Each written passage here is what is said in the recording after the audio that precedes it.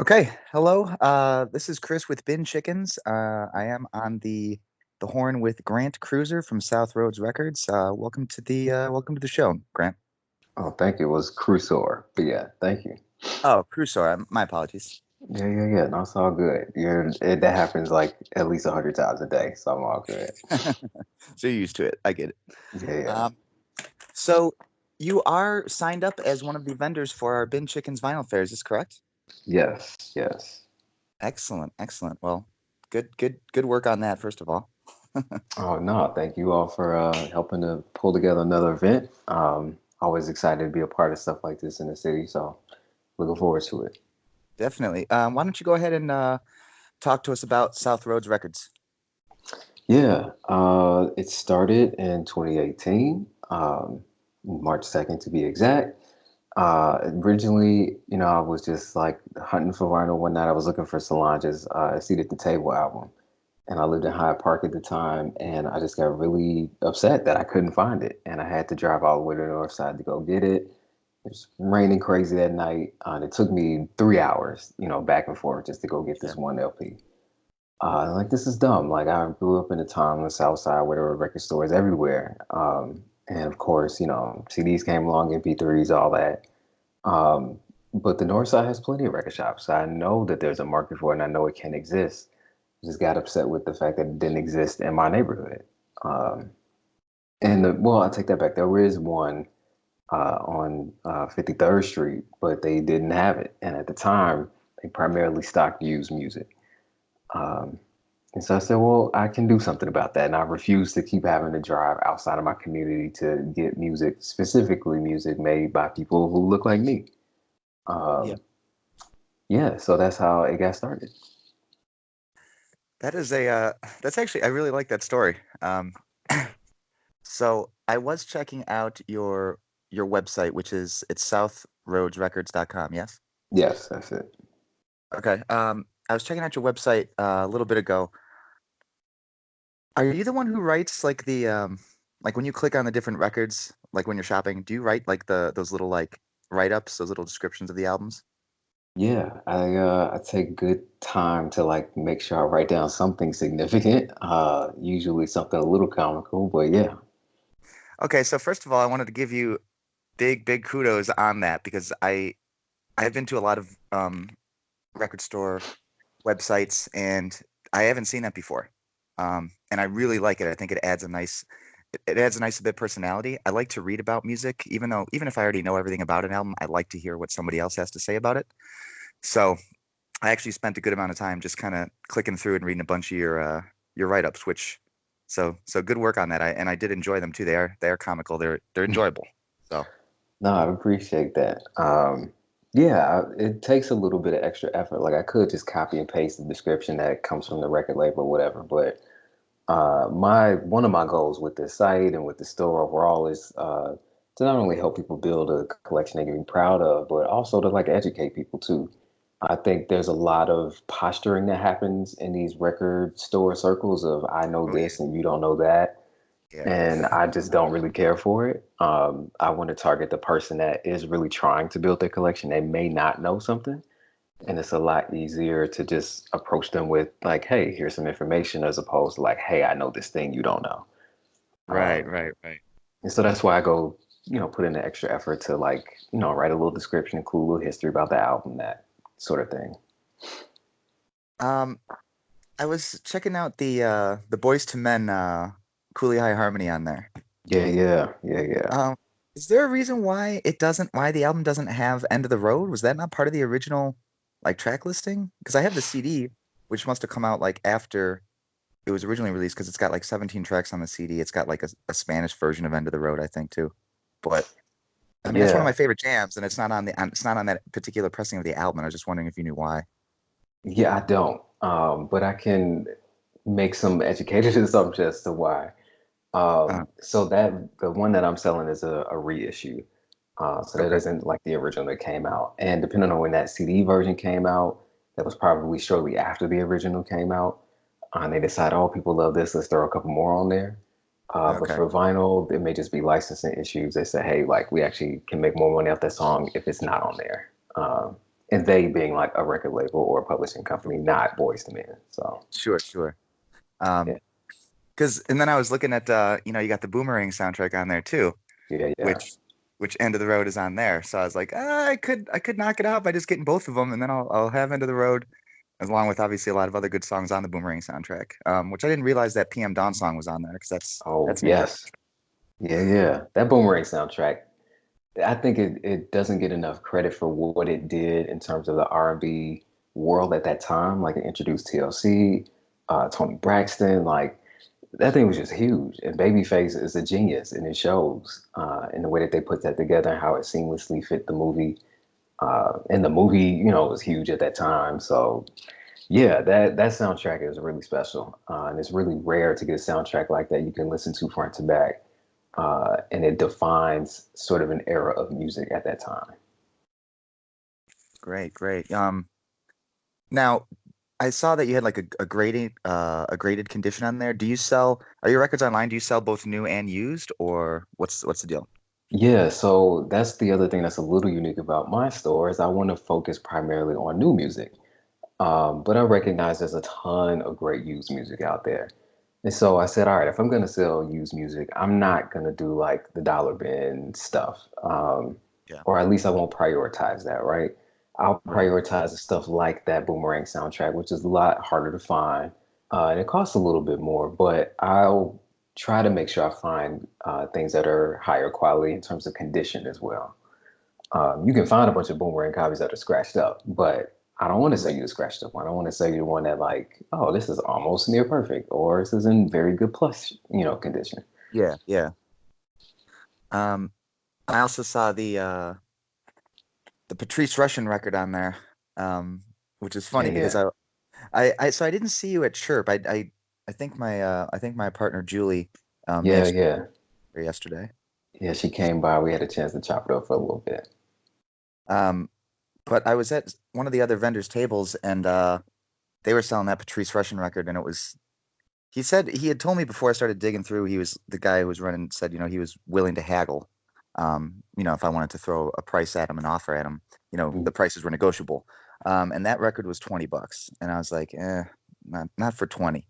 So I saw it on your website at 14. I'm like, this may be the price point that gets me in. So, Well, of um, course, I hope so. But yeah, I mean, pricing is an interesting thing, particularly with used music. Um, and this is why I place a focus on only selling used music that is in the condition it's in, pretty yeah, much very good plus and above, because I don't want to do all the haggling. Like I recognize that that's a part of the culture, particularly around used vinyl. Um, but I make sure I price my things fairly, or at least I try to. I do a lot of research around that too. Um, but it's different when, or at least I hope people have a different mindset around why they're buying vinyl at all, whether it's new or used. You're collecting art. Uh, and yeah, there's the artwork of the cover, but then like the actual LP itself, like you're collecting two kinds of art at once. yeah. And so I want to make sure I'm providing a good value at the same time that I make a little bit of money out of it too, without breaking people's bank. So if and when I order this Patrice Russian record off your website, does this get shipped or because you're just an online presence at the moment, correct? Right, right, right. Okay. So yeah, I ship things all over the world. Whether you're here in Chicago or if you're in Copenhagen, package it up and put the little South Rhodes Records stamp on there. It's a literal stamp, uh, and ship it to you. Excellent, excellent. Um, I was noticing on your website as well that, and I really just honestly, I'm going to sound like I'm gushing here, but I really just really liked the whole vibe of your website, like top to bottom. Like, just I haven't checked out a website that thoroughly in a long time that I'd never heard of before. You know what I'm saying? Yeah, yeah, yeah. Um, but you had something on there about you offer some sort of service where you like kind of help people start getting into record collecting. Yeah, so that's the Silver Needle service. Again, my focus is like I want to help you build a collection that you're actually proud of. I don't want to just sell you anything. No shade to the shops that will just sell you anything, but I won't. Right. Um, and so part of that is having people learn what I know and demystifying, because people ask me all the time, well, how do you like find used music? How do you know which ones are good or not? Or where do you go? And I tell people straight up, like, here's where I go, here's what I'm looking for. But I said, if all these people are asking me for it, like, why don't I just like teach people this? Yeah. And so there are two ways you can experience that in person if you're, in the Chicagoland area. What I'll do is we'll meet up. I'll take you out to a few different stores, show you what I'm looking for, show you why I would go to certain stores for certain things. Or if you're not in Chicago, and I've had a couple people do this, we have the virtual experience where essentially we'll, get on video chat or Skype or whatever, and they'll tell me what they're looking for. I learn about what they're trying to collect and why they're trying to collect it. And then I go out, do all of the legwork, present them with a few different options, different price ranges to help them get started, and help them build their collection from there. That's really cool. I love that you're kind of like proselytizing the art of vinyl collecting. Like, I want more people to get into it. I want I wish more of my friends like collected vinyl. You know what I'm saying? Because I want to talk about it with people and go to shops together and all that fun stuff. So I think that's really cool that you're getting the word out there. Yeah, and I recognize that like there are some people in the vinyl community, particularly entrepreneurs in the vinyl community, that may cringe at a thing like that. Um, because we like feel like we have these secrets around how we find music. And a lot of it is like when it comes to used music is, going to the estate sales and finding some random person's boxes in their basement and stuff and like that and Yeah. hoping there's some good in there. But the process of like how you determine what's good and what's not, I mean, that's your taste level. And I can't teach people how to have taste, but I can teach them that they already have taste and they already have good taste. They just need to bring it out. And so that's all I'm trying to do is help people bring it out through the art of vinyl collecting. That's awesome. I like the way that you put that people already have good taste and they just got to learn how to bring it out. I think that's a good way to phrase that. Yeah. Um, so let's see. I did read one of your Julie forwarded me something where you were talking about Avengers, kind of switching gears from music, Oh, obviously. yes. Switching gears from music to movies, but like that got me excited too because I mean, comic collecting was something I got into before I ever started collecting vinyl, when I was a kid. So Marvel comics in particular are, hold a very special place in my heart, and these movies have just been, amazing. And Endgame was just, I don't know. Oh, I was talking about it with somebody last night, but I liked it a lot. So I was wondering, and for those of you who haven't seen it yet, there may be some spoilers if we do talk about this. So yeah. this is your warning to stop listening right now, if you haven't seen it yet. And also, why haven't you seen it yet? It's been out for over a week. Yeah. Get your shit together. Yeah. Get Um, your whole life together. Yeah. so what'd you think of it though? Yeah. I mean, I love the movie. I remember, first Iron Man all the way up till now, and keeping up with this storyline. And I love a good story. I think that's why I'm attracted to music so much. Music tells stories. So yeah, it was, but the Endgame movie itself was incredible. Um, it didn't feel like 3 hours as I was sitting there. Like maybe in that last hour, I felt like, oh man, I've been in here a while. Uh, but it definitely kept my attention throughout. There's comedic elements in it that helped alleviate the more dramatic elements, all that. But Sure. uh, yeah, no, it was amazing. So you weren't let down at all. You two thumbs up on this one. Yeah, I think the fight scene at the end definitely put up the second thumb. It already had one thumb just because it got made. Um, Right. but yeah, the culmination of events, it was like, oh, okay, this was worth it. Yeah, Um, the scene when Tony and Cap go back to 1970. yeah, yeah. Um, that was I was not ready for how that impacted me emotionally. Like Hmm. watching Tony talk with his father, like Oh, obviously yeah, when yeah. his father was younger, it was kind of like hit me a little bit like that's kind of like a because then I was thinking about my dad and it was like that would be like such a crazy experience to be like talking to your father or any relative really when they were at before they even knew you. Like that's just kind of like a mind-blowing thing that I didn't see coming, but I really enjoyed that part. Yeah, especially given the story up until that point about their contentious relationship and how he didn't feel loved, but learning that he was loved immensely. Um, Yeah. before he, existed. Yeah, that was a little touching. I don't have kids yet, so it didn't hit home in those kinds of ways. But yeah, it was weird to see him and see Captain America have his like feels issue with Yeah. what's her name? Uh, is it Peggy? Yeah, I Uh, think it's Peggy Carter. yeah, and being inches away from her, but like couldn't get that dance. Yeah, yeah. Yeah, Did you like what they did with Cap at the end, where, he ended up like just living, like never being Captain America. He just lived like a quote unquote normal life with her, like had a life. Like, did you like that, or? yeah. So at first it took a second. I was like, oh, he's like 70 years old now. But yeah, I'm glad that so he got to live it but didn't. And this is where I need some more explanation about what the oh gosh, I'm blanking on the character's name, but the one with the time stone. Um, when she was Um, talking to Professor Hulk about it just creates another timeline and all oh, that. right, right, right.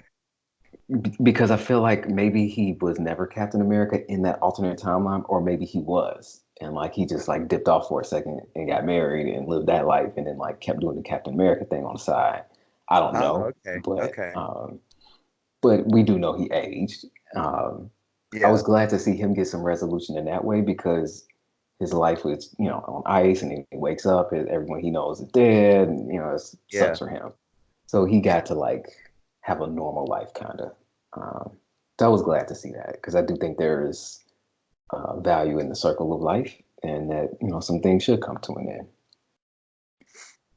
And obviously he then passed the mantle of, Captain America over to Falcon, which I don't know if it's a TV series that's going to be coming out, like with Falcon and Winter Soldier, or if it's another movie down the pipeline on it. But I thought I heard something about like they're going to be doing like a team up type thing. Yeah, I heard a little bit about that. I don't know if I'm interested in seeing a movie about that. Maybe a little like 8 episode TV thing, maybe. Sure, sure. I know there's a lot up in the air. Well, there's a lot up in the air for us, the consumers, not up in the air for Disney about Right. their whole streaming service and what'll go there versus the theaters and all that. Yeah.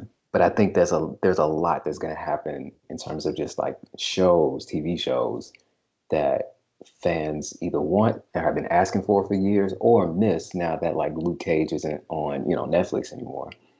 Right. Hopefully they will just like kind of reboot those things in that arena.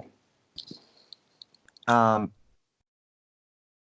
I did you think there was enough deaths? Because I didn't think there was enough deaths for as grave of a threat as Thanos, represented through both Infinity War and the build up to that and now Endgame. Like I know like obviously Tony, biting it and Black Widow sacrificing herself.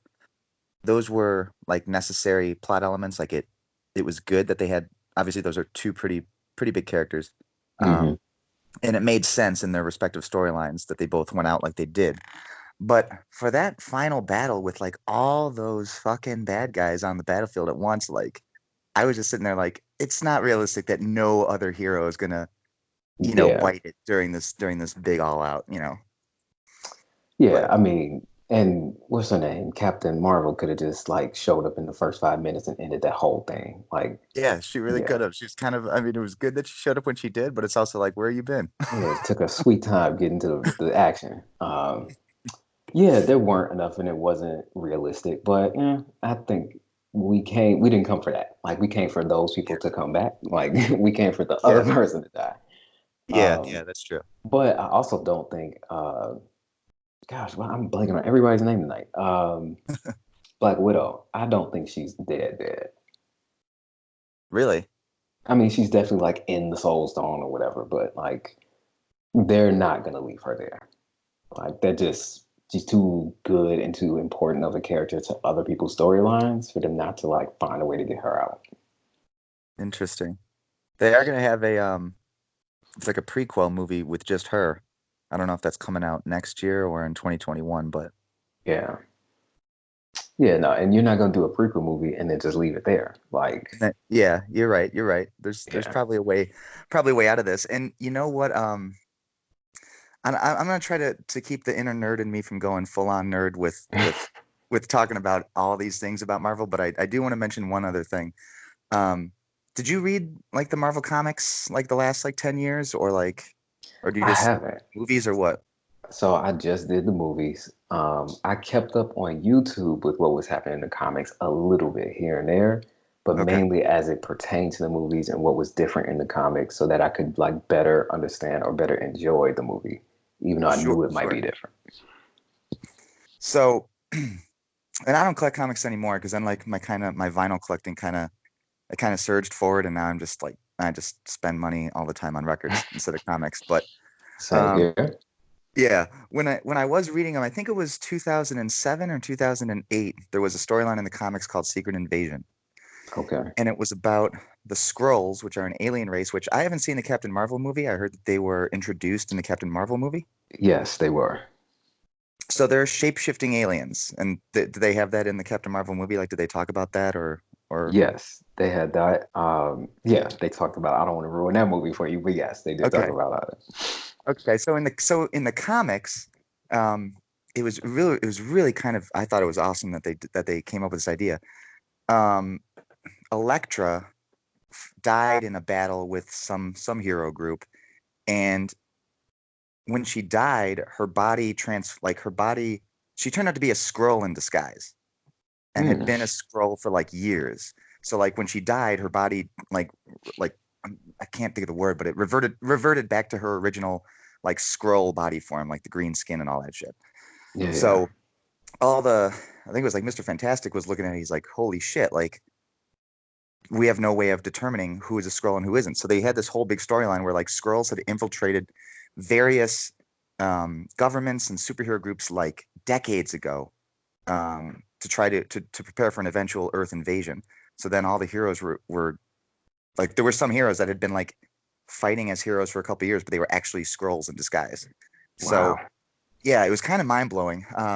But I was thinking after Endgame ended, I was thinking if they're gonna like the next arc, right? Like whatever their next phase of movies is gonna be, that could be a way that they bring back any character that they've killed off in the movies. Like they could bring back Black Widow Mm, because they could say the one that sacrificed herself on that mountain or whatever was just really a Skrull. You know what I'm saying? So that is an interesting trajectory. yeah, Wow. Okay. yeah. So I hope they do that because that was a lot of fun. But anyways, I'm sure. I mean, I'm gonna go see whatever they do regardless. So I'm just Yeah, hoping yeah, they don't yeah. mess up the X-Men too much because the X-Men have been messed with for a long time. It's hard to mess up the X-Men any more than they've already been messed up.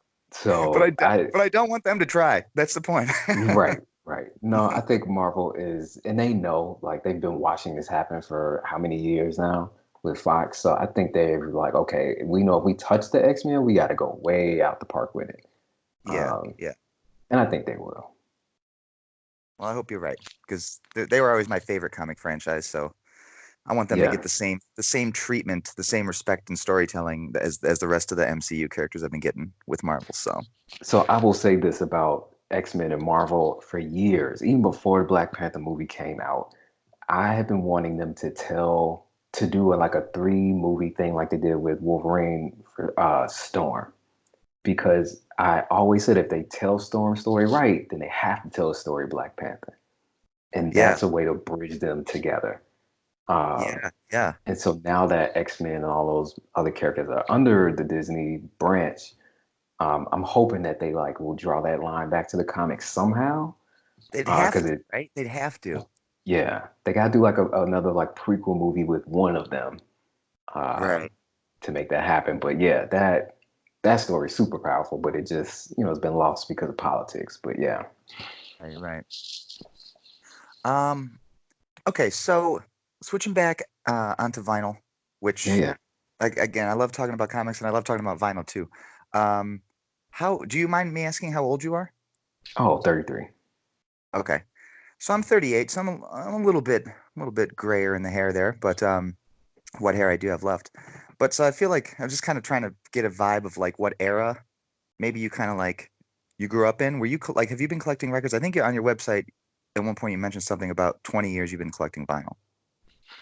Yeah. So yeah, since early teenager.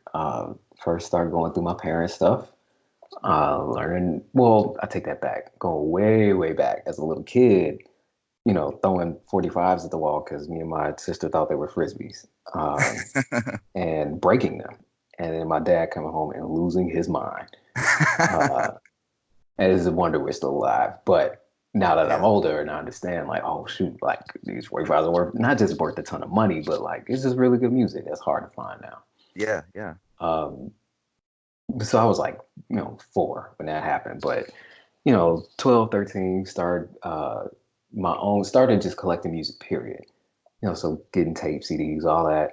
When I finally had a little money, from a little job at the golf course or whatever. yeah, Uh, but then going through their records, I was like, oh, I kind of like this. Let's get into this record culture because I really wanted to be a DJ. yeah, In the back of the Source magazines, you used to always have like these little DJ in a box kits, two yeah, turntables and mix all that stuff. I just was just dying to get one of those, and it never happened. Um, but that dream of like promoting music and putting it out there stayed alive, and particularly through vinyl. Um, so I went on to have like a little radio show at my high school and made my little mixes and from records and like dubbed stuff on the CDs and tapes and sold that at school. Um, Side note, if anybody out there is listening to this and you have one of those, like you better hang on to that joint because I'm not famous now, but one day, like you're gonna be glad you hung on to it. Um, yeah, and it just like continued from there. I would go to George's music room. I'd have my brother, who he had a license. He was a few years older than me. Drive me all the way over to the west side of George's music room. Go to Coops, Dr. Wax. Yeah, just like anywhere I could go to like get my hands on vinyl with the $20 I had. yeah. Uh, and it's just been collecting since. That is that is awesome. Because my personal story is similar in the sense that I moved out to Colorado when I was 18 years old, and I didn't have any records at that point. But I wanted to be a DJ as well. And Okay. those DJ in a box kits that you're talking about, my friends for my 19th birthday, they got together and threw money in and got me like I think it was Newmark Oh was yeah. was a couple turn, and they're obviously the quality of those are pretty pretty substandard compared to like an actual legit DJ setup, but it's it makes sense for somebody who's just getting into DJing. You don't drop like $1,000 or more on something that you may not end up not even wanting to do. So, for Yeah. just $100, you get that, the standard little mixer, two turntables, and then you go from there. So I started buying records because I wanted to be a DJ with records. So and then I've just that was 20 years ago. Wow, it's been 20 years for me that I've been collecting. Um, and it's just Wow. it's a passion, man. It's an infatuation for me. Um, and I was explaining this to Julie, because I'm not sure if well, no, I'm probably pretty sure that you don't know this. Like the name of our vinyl fair, Bin Chickens, how that came about is we went to Australia, Julie and I, a couple months ago. A friend of ours was getting married, and Okay. congratulations again, Richard and Stina. You got the wedding was great. So when we were Hmm. out there, there's an Australian bird called the white ibis, and it's maybe like the size of a small dog, like kind of like big stick legs, and it's got this huge beak. And the Hmm. Australians call them bin chickens because they go through like garbage bins and dumpsters with their long beaks. They just dig through all the trash to get food and other shit to eat. So when we were out in Australia, then Julie came with me when we went to a couple of record shops, and she watched me dig through, bins and crates, and she kind of like it clicked in her head like that's going to be our vinyl fair name because, people digging through crates of records is like these bin chickens in Australia digging through garbage to find to find the little bits of food or whatever. And Yeah. that's what like digging through crates is for me. Like, and I was explaining to her out there, like there was this one good friend of mine, Max, had a friend who had like I don't know, he may have had like 10,000 records. Like he used to have a storefront, but he didn't when we were out there, so he just had like a shop where like just stacks and stacks and stacks of wax. And so Max set me up like, yeah, he said he'll open up the shop if you want to come in, you can dig through whatever. So I was there for probably like an hour and a half. Um, Probably, went through about 600 records and like picked out like 10 of them, right? And they were all like dance singles because I'm big into electronic music, dance music. Um, Okay. but like, but it was like that to me is like, and there's this one record that I found in there that the record's been out for 15 years, but I've never seen it like out in the wild. And I never thought I would. Um, but digging through like 600 records in this Australian dude's, former storefront, like all of a sudden it's in my hand. And that is like when you spend like time digging through a shit ton of vinyl, when you get that one or two records that like you never thought you'd see before, like it makes the whole time worth it, right? Do you get what I'm saying? Yeah. Oh, yes. I've had this feeling multiple times. Yeah, and it's such a good feeling. And the unfortunate part is, well, not unfortunate, but I guess the part, the part of the game that you have to have the patience for is like you do have to dig through a lot of shit. You have to pass up records that, you never even heard of before, like to get to the good shit. You know what I'm saying? Like you got to dig through a lot of garbage to find the gems. So, So it's doubly challenging though, because in my mind, so I like to learn. I'm always like trying to push forward and like figure out what I don't know and learn stuff. And when you're digging, like you are gonna come across like 90% of stuff you never heard of, unless you're just like Questlove and you just have like a right, library of stuff in your head. But like, right. um, But for those of us who aren't Questlove, right. You got to do double duty because you know exactly what you're looking for and you hope you see it, but you also want to like not turn off the part of your brain that says, "Oh wait, I see this other thing and it might be good," because you might miss out on something that is equally as amazing, if not more, because you just didn't know it because you were so laser focused on finding that one thing. Uh, that's true. That's true. And I definitely fall prey to that mind, like getting stuck in that mindset of like I know what I like and I know what I don't know, and I'm just not even gonna bother with the shit that I don't know because I don't got time for it. I'm just going for the things that I want.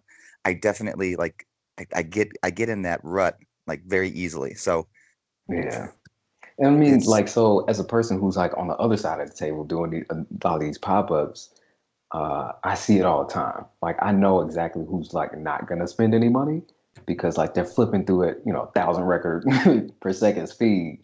It's like, okay, you came to look for one thing. I'm probably right. not gonna have it. I'm just gonna like let you do your thing and let you walk off. Yeah. I was thinking about this yesterday at the Chirp Radio Fair. I was like, man, I feel like I'm just the king of disappointment because I know I have good stuff, but I also know I don't bring thousands of records, and I'm probably never going to because I have a whole different ethos about like how people should be collecting.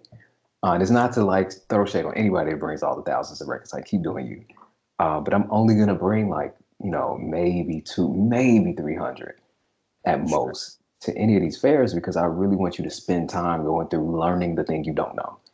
Um, Yeah. and there are some people that get it. And I've had people like come up to me and thank me at shows like, thank you for not bringing 10,000 records. Like you made this easy for me to like not only look through, but easy to make a purchase decision, which as a Right. business owner, like that's exactly what you want to do. Yeah. I Yeah. Humans are not good with tons of options. And only the most dedicated digger is going to sit there like you did and go through 600 Right. records. Most people Right. won't. Right. Well, first of all, I gotta apologize, man. I really wished I would have stopped by your stand yesterday at Chirp. Oh, it's all Sounds good. it sounds like You'll that would have have been plenty of great. other opportunities throughout the summer, so never fear. That's good. And I was wondering on your opinion, like, so how long have you been doing these fairs then? Like a couple years, or like just since you started the store last year, or? Yeah, just since I started last year, well, to take it back, I spent before the store opened online, I spent a whole year before that learning the coffee and tea business because originally I wanted to open this as just a tea like cafe that happens to sell vinyl. Uh, Oh, okay. and Americans drink coffee. So I said, all right, I know the tea thing because I love tea. I don't drink coffee, but let me go learn the tea business. So I sat down with different roasters all over the city, just learn the tea thing, the tea and coffee thing in and out. And I said, all right, that's going to be really expensive to start. So let me just start with this music part first because I got the relationship with the distributors and I can make that work. Um, Okay. and so the pop up started. I was like, all right, I got to get my name out here. Got to sell these records, got to build a Yeah, business. And then it was just about building relationships from there. And now this year, now that I have a lot of those relationships, it's a lot easier to do a lot of these pop-ups. that's cool. That's cool. Um, I do appreciate now I think your website said it was like you specialize in like three genres, yes? Jazz, R&B, Yep, and hip hop. and hip hop. Okay. So I don't know if you got this sense, and like you said, you've been doing these fairs now for a year or so. I feel like when I went to Chirp yesterday, like the number of stands or tables or whatever you want to call it that had like hip hop vinyl was the minority. Yep, next to none. Next Uh, to none, yeah, and this is so usually the case at a lot of these events. yeah, yeah. Um, and I guess it makes sense when you look at the demographics of the majority of like record store owners and, the collectors of vinyl. It definitely skews like older white male, right? That is Um, exactly who showed up yesterday. yeah. Yep. Yeah. And so it's frustrating for me because I do like hip hop as well. Dance is my number one thing, but hip hop is, right there underneath it.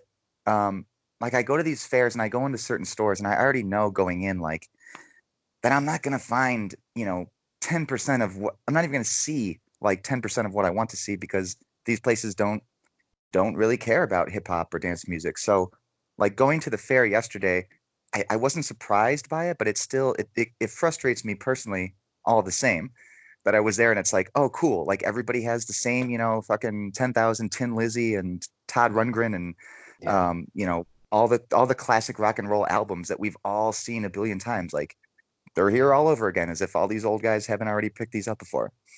Um, Not to throw shade at Which old is guys, but really bad as a business owner because then now you're just competing on price and maybe right, the quality of the record. And that's no place to be in when you have tons of vendors with the same record. right, right, right. Um, so I actually was looking through.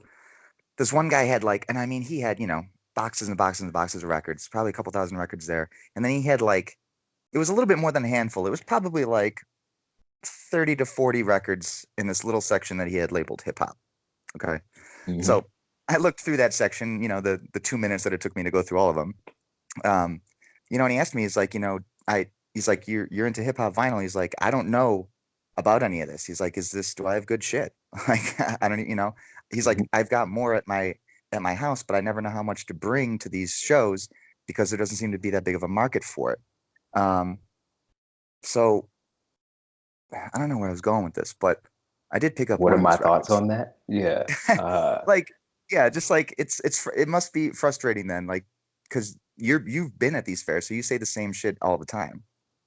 Yeah, it's man, I don't want to spend too long on this because I could spend another hour talking about just this part of these fairs, but it is super frustrating to see a music style, a genre, and a culture, because hip hop is a culture Yeah, that is home base for me because that's what got me into jazz and got me into R&B and gospel, all these things that hip hop sample. It started there for me. And so hip hop is definitely the foundation for me when I came up, late 80s, early 90s. But it's super frustrating to see this thing you hold dear and is a part of my identity not valued enough to be present at a lot of these bigger fairs. And it's not, I can't all the way blame other record stores or retailers because on the whole, yeah, like a lot of super niche hip hop stuff doesn't really sell well. So I can't fault them for that. Like the numbers are yeah, what the numbers are. But I think it was last year, maybe early this year, some stat from some random place came out to say, hip hop is like the most impactful, most influential music form in the world. And I said, wait a minute, if this is the most like the biggest deal in the world, why are we not able to sell more hip hop records?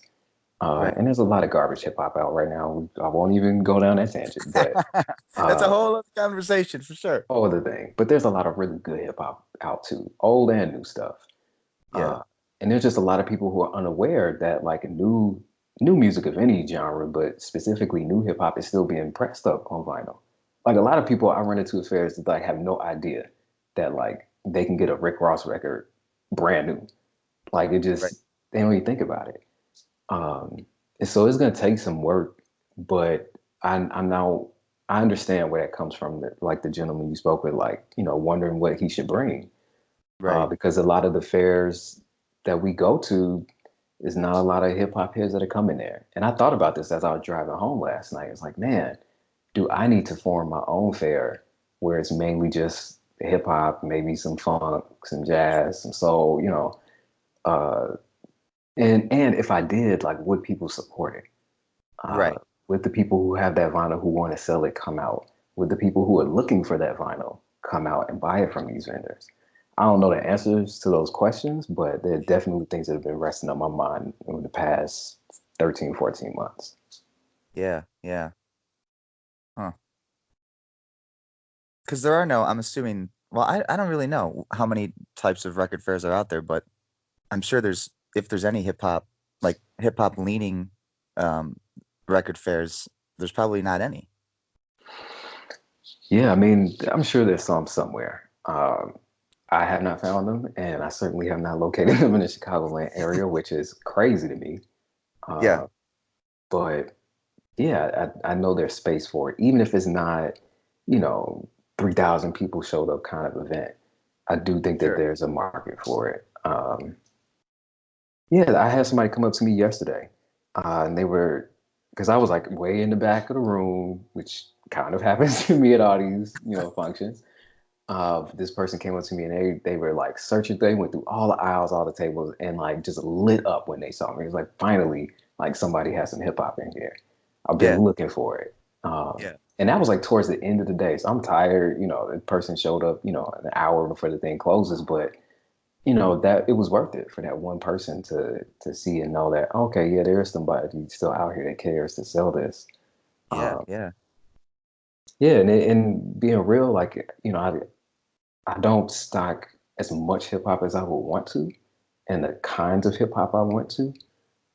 There's nothing wrong with Cardi B. Everybody loves Cardi B, but like, I want to stock Cardi B and more Odyssey, and some Sure. Fonte, all these other people. But yeah, it's tough. But I think I'm learning more about consumer behavior, uh, Yeah. and what consumers like and what they're willing to let take their money out of their pockets and why they're willing to do that. And hip hop has a place in that, just like R&B and jazz do as well. But it's the narrative when you walk into these events that if you're not looking for, classic rock from the '70s, you're in the wrong place. I think that's wrong, and that's why I keep Yeah. showing up, even though I don't make the most money out of the vendors that show up. Well, I respect the hell out of you for that, man, for that approach. Because yeah, we definitely I would love to see more of a hip hop representation at these fairs. So big ups to you on that. You know what I'm saying? I appreciate it, but go when I don't know if you're gonna do more interviews with other vendors, but go tell them that too. Uh, Yeah. Yeah. my philosophy around just like record stores, and you could ask a lot of people there who I've built some relationship with. They'll tell you like I'm always about sharing and supporting them too. Yeah. My philosophy is that if it only works for one of us, it works for none of us. Um, Right. Right. yeah, the margins on like vinyl aren't the greatest from an entrepreneur's point of view, but there is room for all of us to have our own little space in this world and pushing vinyl out there. Um, but if it's only working for one type of store or one type of genre, then we gotta question that Yeah. and figure out why, and then bring somebody like me to the table and say, okay, well, here's what we might want to do a little bit different. Yeah. Um, are you big into Record Store Day? Is that like even before you started the South Rhodes Records online presence, was that Yeah, like yeah. an event calendar that you like looked for? Because I know I've been going to it now for like 5 or 6 years, and it is like it's my favorite day of the whole fucking year, like bar none. Like it's just I love it. Yeah, so I'm definitely a fan of it. I've definitely stood in line in many a shop, all on the same day. Especially in a place like Chicago, where you can literally spend all day bouncing around different shops, looking Yeah, for different things. Like it's amazing. Um, there've been some days the weather's been great, some days the weather's been freezing cold, and I was still out there. But this year, something weird happened. Um, where it to me, and I could be making this up, but the list just seemed huge of like the quote unquote exclusives. I'm just like, I remember a time where the list just was not this big. Um, yeah, and it makes it seem less special in some way Okay. because you Okay. got to spend more time figuring out if a store decided to get a certain title. Um, Right. Whereas before, I think there were just a nucleus of titles that you knew were going to be available at most stores, even if in limited quantities. Um, Yeah. but this year, just so many titles, and frankly, there's just a lot of like I looked through that list of the quote unquote official titles and like the indie Yeah. titles and all that, and just like none of this stuff is like even if I could participate as a store, like I wouldn't be able to stock 95% of that stuff just because it's not that appealing. Right. Sure, it's appealing to somebody, but to give people who are listening to this a look on the back end of things, when I go, order records from my shop and I go to my different distributors, I can see now like what's left over from record store day that people didn't order. And it's a ton of Yeah. stuff. Like Yeah. it's like, oh, okay, like you didn't need to like this wasn't an exclusive record store day thing. Like some label just like is trying to build on the hype. Sure. They And wanted to jump on the bandwagon and press it out there. Yeah. yeah, and there's a lot of junk. There's a lot of good stuff that was a part of record store day too. So I don't want to like down the whole thing. Yeah. And I definitely still got out there and supported other stores. Shout out Do you, to the folks in Pilsen, 606 and Pinwheel, Shady Rest. Yeah. I uh I just went to Pilsen a week ago and stopped in 606 and Shady Rest for the first time. Um and yeah, definite shout out to those stores. Those I love the vibe at both of those places. And I found some good stuff there. So, Yeah, yeah. And they're all like super cool people too. Like, yeah. yeah, and they all do it a little bit differently, but yeah, there's a vibe in Pilsen though with the record stores there too. Like, I don't know what it is, but they're all in their own zone. Like if you walk in there and you look through the selection, like they all do something significantly different from the other ones. And so it Yeah. makes it worth it to go to all, three of those right there. Yeah, yeah, because I went in Pinwheel as well. That was the second time I'd been there, and their shop is great as well. But I agree with what you're saying. They're all different, but they all have a Yeah, good vibe. But it's just different good vibes. yeah. I love going through there. And just as a consumer, like, forget my store. Like I still go spend money at other stores and those three are, definitely on my list. Yeah. Um, was there anything this year at Record Store Day that came out that you trying to get that you didn't get your hands on or? Yeah, that Bone Thugs, East Oh, 1999. yeah, yeah. Yeah, that was like the one hip hop thing I saw in there. I was like, all right, I gotta get it. Uh, and like nobody had it. Like I'm saying nobody had it. The few people that had it, like they could only get, super limited quantities. Yeah. Um, so I just missed out on that one, unfortunately. Um, how about that New Jack City soundtrack though? Oh yeah, got that. Got that Malcolm X soundtrack as well. Those were the three I wanted.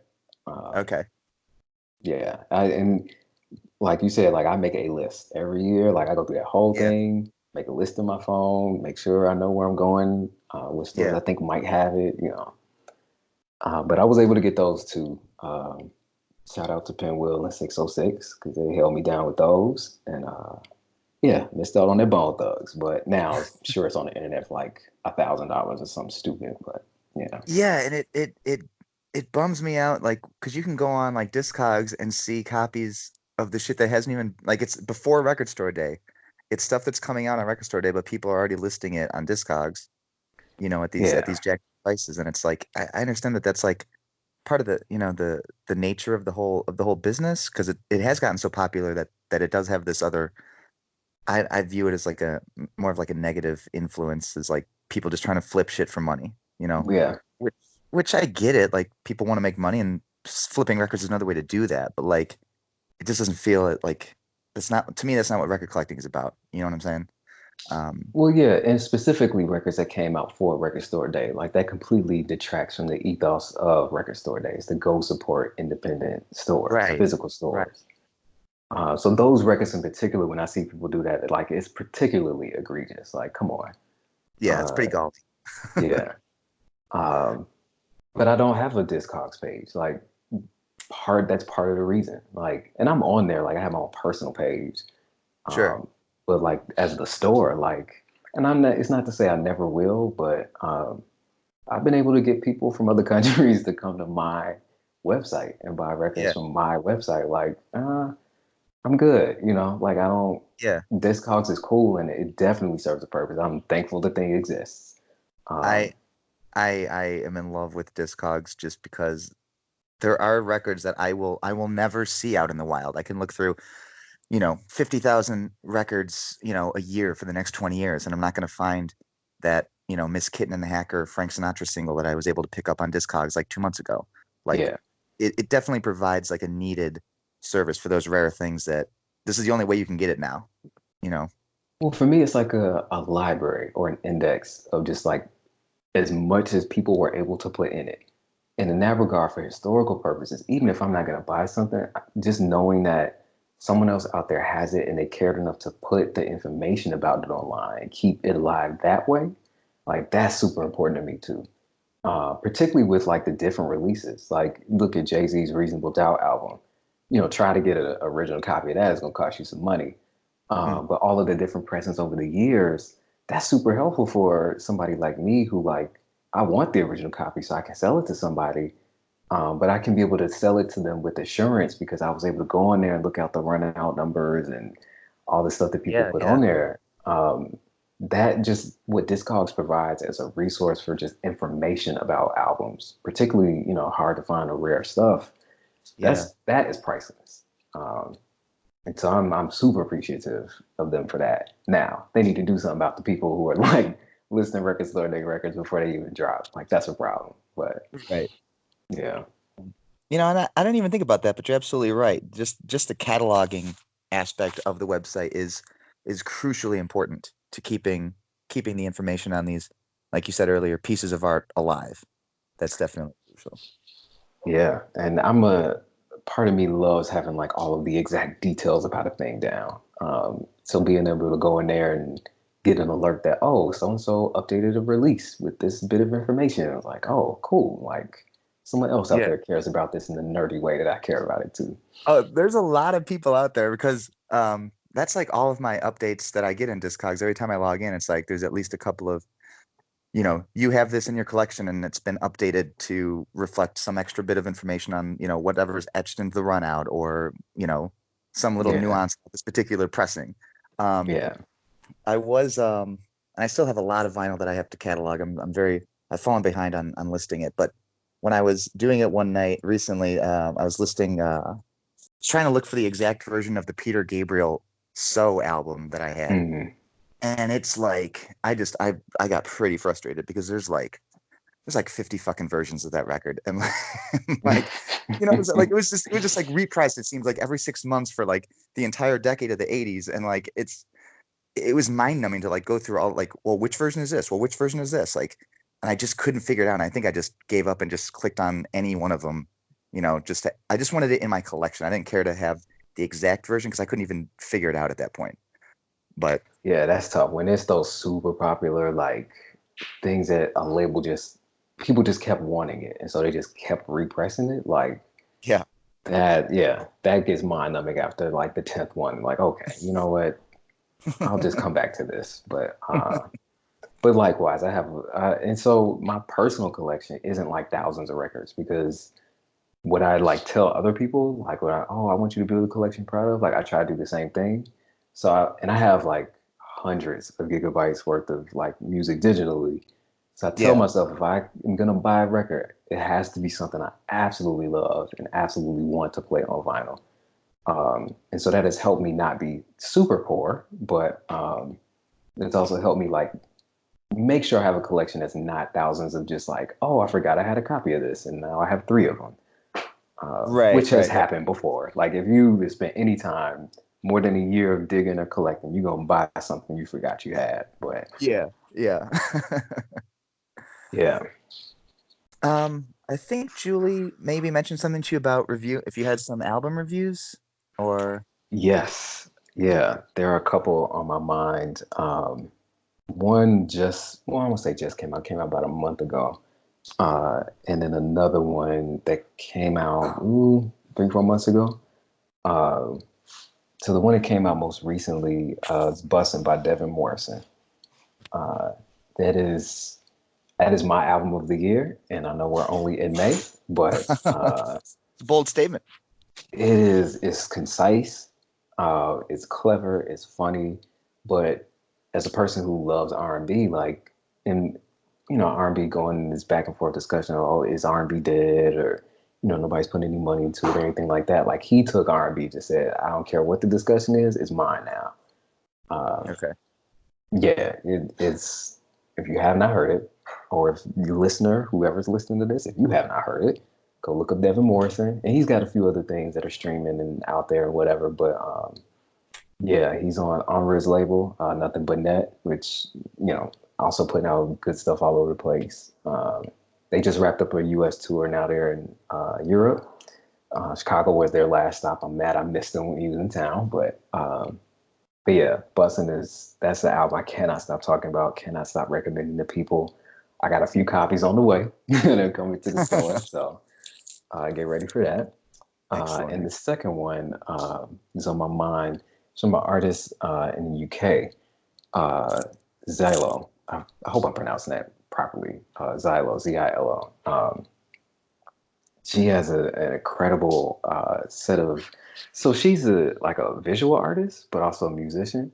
And so she did like all of like the cover art for all of the singles to the album, and of course for the album itself. But the album itself is just like this weird, really good, weird mix of like 90s boom bap hip hop, but she's not a rapper, she's like singer. Um, so it scratches all of like the R&B and hip hop feels all at once.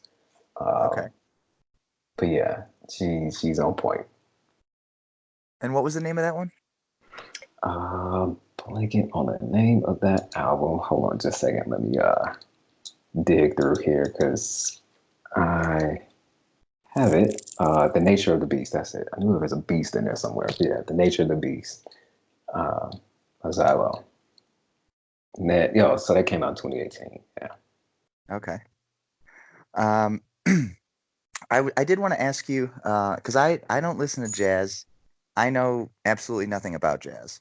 Okay. Um, and I've been trying to get into the mind space where I don't just. And I mean, I'm always gonna love my electronic music, and I'm gonna love the shit that I've always loved. But I do, like I said earlier, kind of like fall into a rut where I don't like branch out and check out other things that I may actually really like. Hmm. So jazz is one of those things where it's like I mean, since I know absolutely nothing about this, um, is there like since you provide this service, obviously through your website, through the Silver Needle, as far as like, turning people on to like how to start a collection and that kind of stuff, is there like the jazz album that if I owned nothing, only one jazz album ever in my whole life, is there one that takes that top spot that you would recommend? Oh man, that is an impossible question to answer. Yeah. Oh man. So people are gonna get the Miles Davis crew is gonna get mad at me about this by not choosing Miles Davis. But if you just had to choose one, A Love Supreme, John Coltrane all day.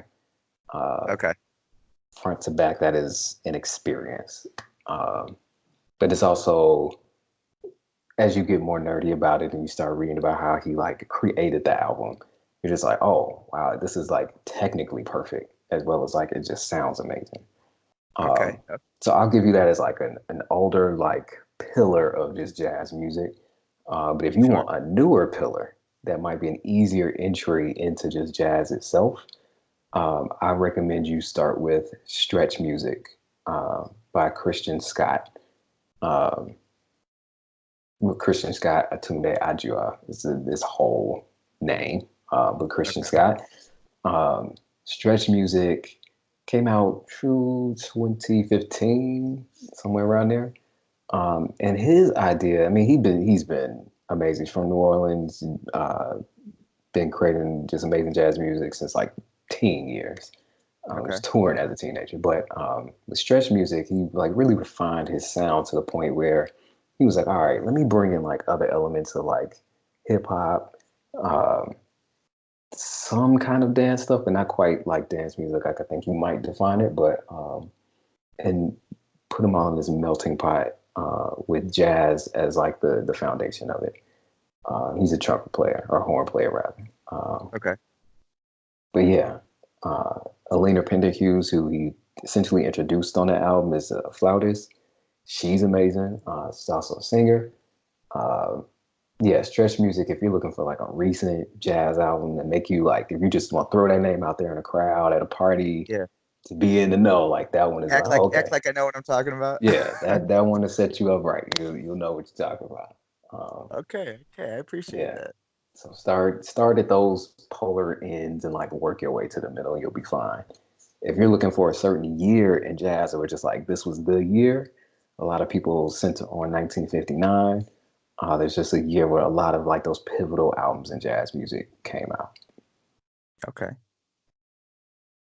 Well, that's good to know. I do need to learn more about other types of music, so that's why I figured that would be a good question to ask because I want to know like what are the like you said the pillars. What's the quintessential jazz albums? Um, Yeah, yeah. And for it to not have the Miles Davis crew completely mad at me, you got to go with Kind of Blue. Um, and Birth of the Cool. Yeah, Miles Davis just has a bunch, but those two from Miles, yeah, okay, okay. Well, Grant, I want to thank you for joining me here on this interview. I had a lot yeah, of fun. I hope you enjoyed yourself. yeah. No, this is cool. I love talking with the fellow crate digger and other person who sees the value of spending their last penny on a record. Oh yeah, oh yeah. Yeah, no, I appreciate you reaching out and having me on the show. Excellent. So I will if I don't talk to you before then, I look forward to seeing you at Din Chicken's Vinyl Fair on June 15th. You're in, right? Yes, I am in. I will be there. Excellent. Excellent. Well, looking forward to it, buddy. It was nice to meet you. Good to And meet you as well. And yeah, we will see each other on the 15th. all right, well, have a good night and thanks again, buddy. All right, take care. Bye bye. You too.